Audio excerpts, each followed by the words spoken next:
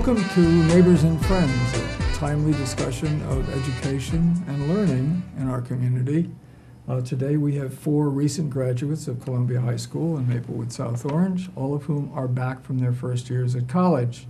Melanie Smith, to my right, Katie Zichelli on my left, and Jake Lasofsky.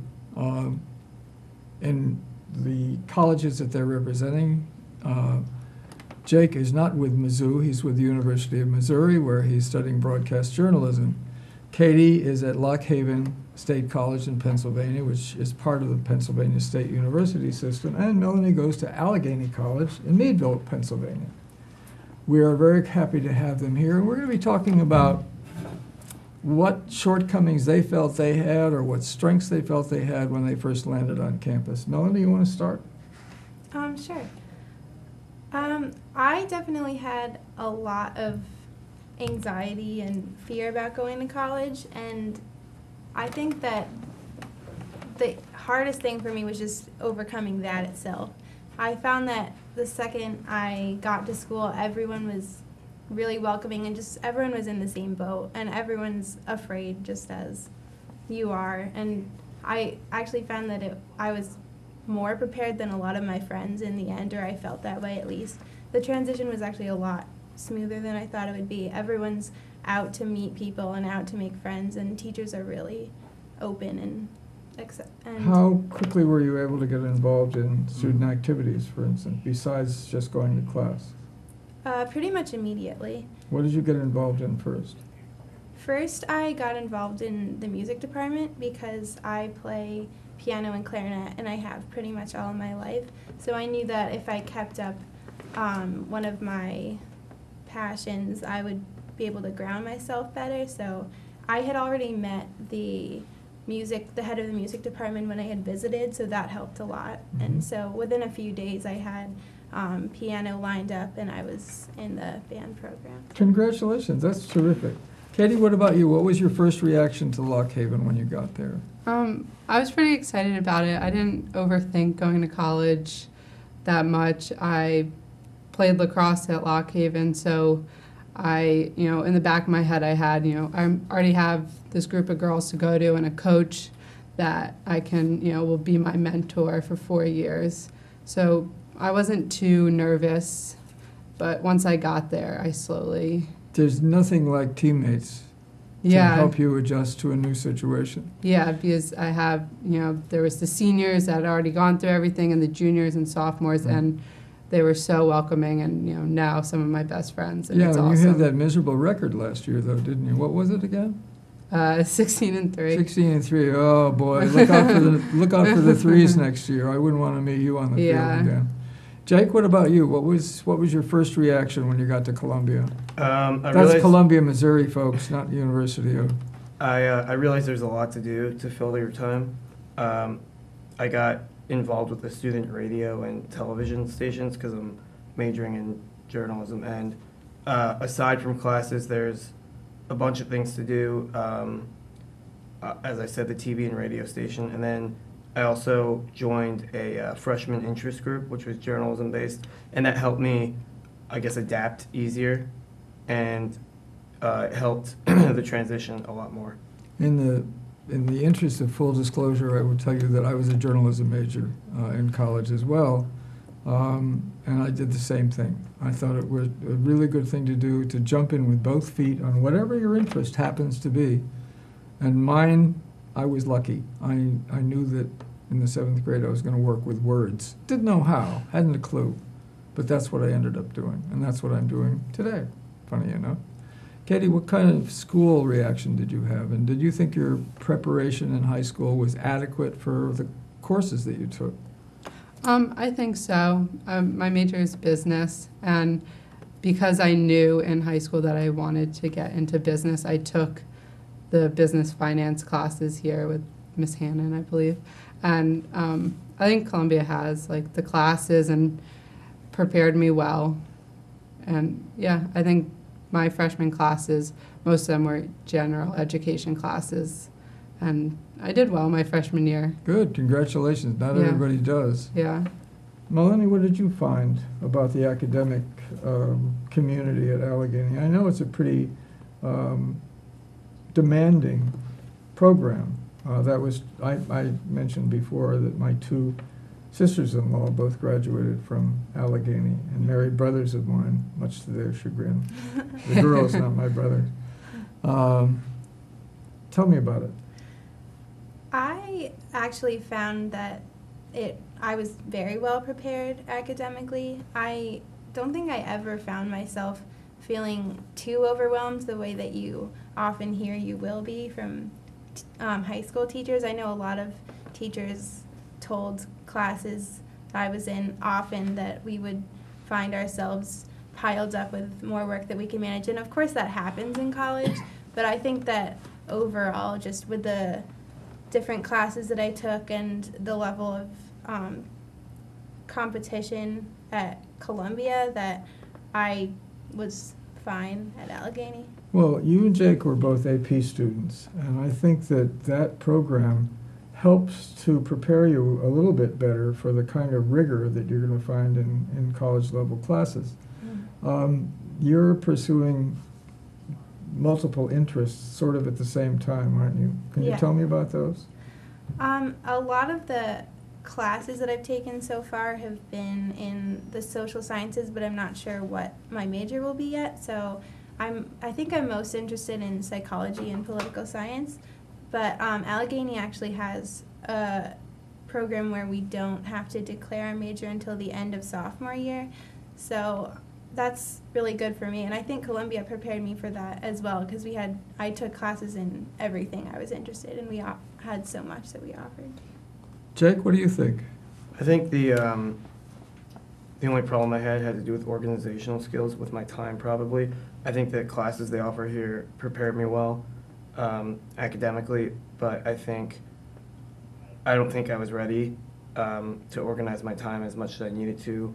Maybe that's because I'm such a big procrastinator, but Well, we now have agenda books. That's Yeah. a big help. I Helps me anyway. Yeah, I just think that maybe it was the workload, because I did have a pretty big workload, but I found myself a lot of the time, the last few days things were due, rushing or putting it all off for the last day, and where I could have allocated my time better. I guess maybe I wish that was stressed more. That's a pretty strong lesson to have learned, and I think you were lucky you learned it in high school, because when you realize you have time to budget when you're in college, and nobody's going to tell you can't go to the bathroom or leave the room if you want to, or do anything. All of a sudden, the rules that you have to face are pretty sensible and not many. It's a little bit like being at home with a very benign parent. Do you find that to be the case? Yeah, I think there's a lot more freedom in college, obviously, but with that comes a lot more responsibility, because there's not that parent telling you, oh, do your homework now. There's not that teacher that says, you should do this 4 hours a day. You should, this is due tomorrow, because, well, at least in my case, I had a lot of projects due, a month in advance, and I could allocate my time anyway. Right. There's no one that says, like, oh, it's a school night, you can't go and party. Right. Yet hanging over your head is the sure knowledge that if you don't do your work, you're not coming back. Right. That's a kind of quiet threat that all colleges invoke in their student bodies, and it's not a bad idea, because that's the closest you're going to get for 4 or 5 years to the real life world, where if you don't do your work, you don't get paid. You get fired. And that's the equivalent of being thrown out of college. And all of you are good enough students and athletes to know that that's not really what you want. What do you do to prepare yourself for that, though? How do you overcome your prior desire to do more than you really have time to do? I think it's just all about organization and prioritizing better. You know that the work is, like, you're at college for work, and that's, like, your main goal in life. Or you're looking to, well, in my case, I'm looking to become a journalist, so I want to focus heavily on those classes, specifically, and I want to do well in those classes, so I know the social life is very important, but I prioritize my work ahead of all that stuff, or Well, I try to. I'm glad you mentioned social life, because that's an element of college life that sometimes is overlooked by students who are scholarly, and it's a very important part. The classmates that I met in college, I still stay in touch with, not many of them, but a few. And last fall, my first mentor at the newspaper I worked on at my university, I nominated for a Hall of Fame position, and he was accepted. So I had the opportunity to honor him for what he gave to me when I was a 17-year-old smart aleck from Connecticut. And it was a wonderful feeling. So the connections that you make when you're in college will stand you in good stead pretty much your life long. And that's true for you, Katie, with the women athletes that you play with. My university's women athletes just won the NCAA basketball championship last year. The boys have never gotten out of the second round, and the girls won it all by beating 3 of the teams that had trounced them during the regular season. That's big exciting. deal win. Yeah. The same thing is true in music. Music is such a gift for people who have it, because it's something that you can keep with you your whole life. My younger daughter is a physician assistant at Hospital for Special Surgery who grew up playing the flute. And she still plays the flute when she thinks about it, which is not too often because she's so busy. But having something that you can do well that becomes a lifelong event, whether, I don't know that too many middle-aged ladies play lacrosse, but No. they do certainly need coaches and managers and people who like to work with kids. My granddaughter plays lacrosse for the Maplewood team. She's in middle school now, and she's got some really good gifts. I've already talked to the coach about her. Got her right on it. She moved from defense to midfield, and on her first stint scored a goal, which she hadn't done. So all of the things that you experienced, Jake, you started in journalism. What kind of assignments have you had? Hold that thought, and we'll come back to it later. Thank you. We'll be back in a moment. In this economic downturn, libraries across New Jersey are reporting jumps in attendance of as much as 50% over the past year. Nearly 200,000 people use our computers every week. Who'd have guessed that I'd be job hunting at my age? After spending several hours at home trying to upload my resume, I was just overwhelmed. My library showed me how to do it. Now I'm gaining back my confidence. New Jersey libraries are transforming lives. Tell us your story. Okay, welcome back. We are talking to Jake Lasofsky, who goes to the University of Missouri, Katie Zichelli, who's at Lock Haven College in Pennsylvania, and Melanie Smith, who's a proud Allegheny University, is it, or college? College. I know it's still college, in Meadville, Pennsylvania. All of whom were 2010 graduates of Columbia High School. I met Jake and Melanie at an AP political science class last year and enjoyed their company, so I looked them up and invited them on the program. Katie, I know her whole family, her 2 brothers and herself, and her mom, for that matter. Yeah. So this is the kind of community discussion we're having about how do you get settled in college, and what can you do to make it work better for you.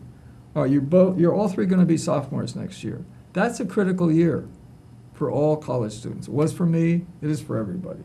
Because you think you know the ropes, and you think you know the teachers, and you understand you've got friends, and you've got certain patterns set up. What do you expect to do next year, Jake? I think that, you mean different from freshman year? I think it's all about allocating time differently. I think the courses are going to get tougher, so I have to buckle down more, I have to study more, and I have to use my time better. How do you do that? Make sure that I don't waste my time, procrastinating, not doing That's my work. middle name. Mine too. And I've lived a long time doing that. It doesn't mean that you should do it. By all means, it does not. But you're right. If you can, when I was in the Air Force, we had a course that said, plan your work and work your plan. It sounds really basic and silly, but it's true. If you can organize your work in such a, using time management in such a way that you can still have fun doing the things you like to do, or want to do, or feel you need to do, and still get your work done, then you've accomplished the right thing in your life. Katie, how are you going to do it next year? You're going to get rid of those other 3 losses? Yeah, well, actually, I just graduated college. So, but going into my sophomore year, I knew there was a lot I had to change. There was things that, you know, as a freshman you learn. There's simple mistakes that you can't make again. You know, and over the years I learned, you know, that going to class is so important, and taking the time to see professors outside of class and making the most of it, really. Let me interrupt you for a second. That is a really crucial life discovery. If I asked each of you how many good teachers you had from this point going over your shoulder, you might be able to come up with 3 or 4 names, all the way back to kindergarten. The teachers who really made a difference in your life. Yeah. Those are the models that you want to use from this time forward, to look at the professors that you have and say, wow, that's just like Mr. Bates. Yeah. I think I better pay attention to him. He seems like a really smart guy. Yeah. I definitely learned And he that. really likes me, too. Wow, that's a big plus. Yeah. What else are you going to do next year that you did differently? What are you going to do differently next year that you did this year to make your school life better? Just take advantage of opportunities. Be specific. Like what? Well, definitely with the professors. I was very hesitant my freshman year. I was scary to go to professors' offices, and now I'm not. You know, it just, if I need help, I'll run over, see if they're in their office. You know, they're not as scary as Can they you think. access your professors by email?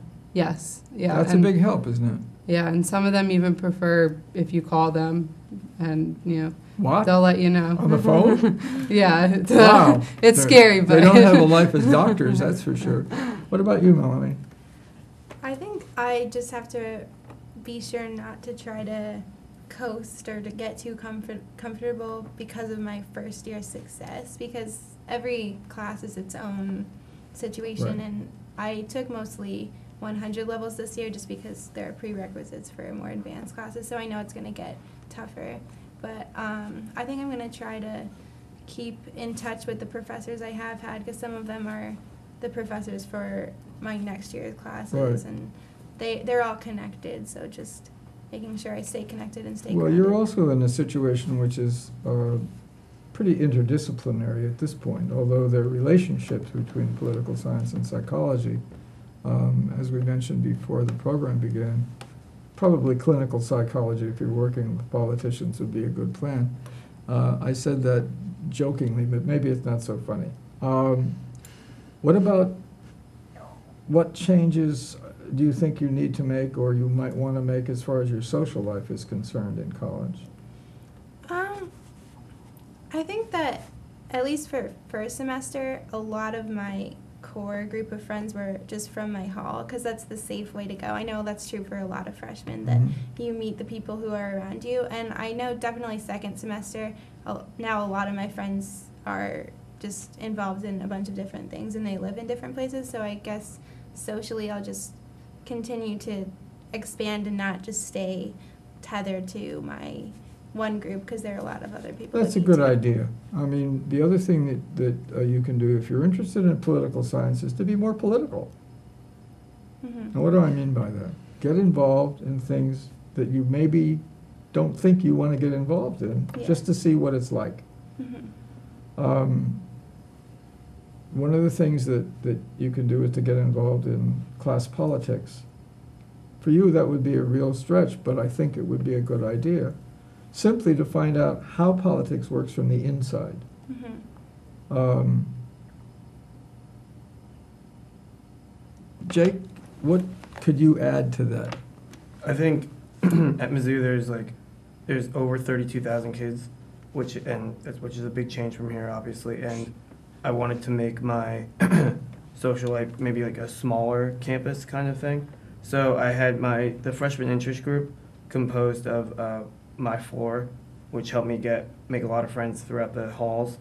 And then I met a lot of people through my activities, radio, television, even some classes. I also joined a fraternity. Social or honorary or technical? It's a social fraternity. Yeah. And it helped me, I guess, make the campus a little smaller. It has a core group of friends, like Melanie said, and they'll help me expand my social life more and also my academic life. Yeah, I started out going to a university that had about 7,000 students, including graduate students. It now has 47,000, which is a substantial expansion. And when I was on the campus last fall, I hardly recognized the place. It's grown so much and in so many directions.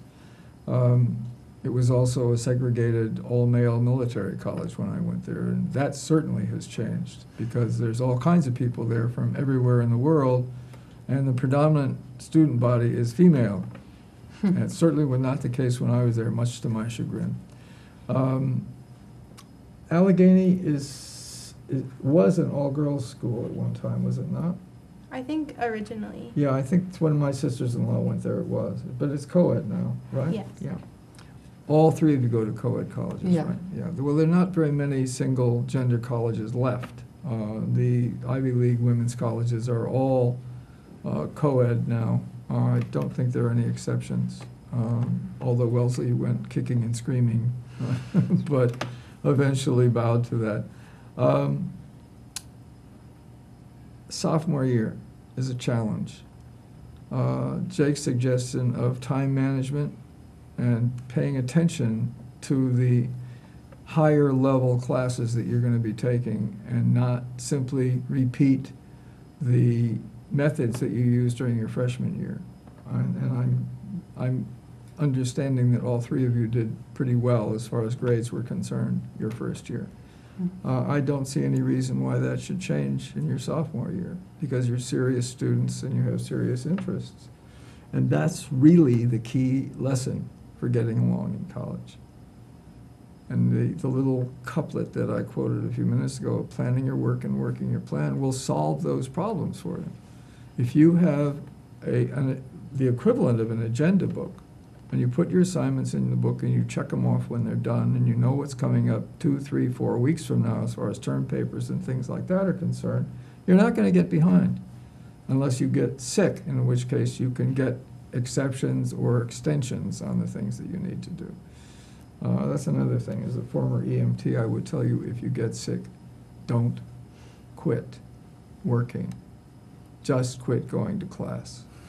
Teachers will be more than happy to give you your assignments while you're lying there moaning in your bed, in your study or your room. Staying healthy is really important. So is eating healthy really important. Katie's an athlete. She knows about that. Yeah. We're all, unfortunately, addicted to junk food. We like it a lot. It's easy. It's cheap, relatively, although actually it isn't. So eating real food. I would tell you that my wife is a food service consultant who designs programs for colleges and government agencies and so on. And her catchphrase is fresh and natural. So if you eat fresh food, and if you've got a microwave in your room, which most of you probably do, don't zap the vegetables. Let me see if, Melanie, is there anything you want to add to the future freshmen of next fall while they're pondering the thrill that they have of being accepted and going off to college? I would say that probably the majority of Columbia students are very well prepared for college. So just keep an open mind and don't stress about it too much, but also remember that it will be a challenge and there are always going to be times when it doesn't feel like everything's working out. That's really good advice. Katie, what about you? Some final words for your former classmates. Just to take advantage of things. It's an adventure, and the sooner you start, the more you can get into, and the more opportunities there are. Jake? I'd say prioritize and organize your time in order to be able to have fun and enjoy the experience, because it should be the best years of your life. I'm really glad that you guys could come on a relatively short notice. I apologize for that. But I think you've offered some pretty good insights into what to expect if you're a graduating senior this year, that you're going to face next year in college.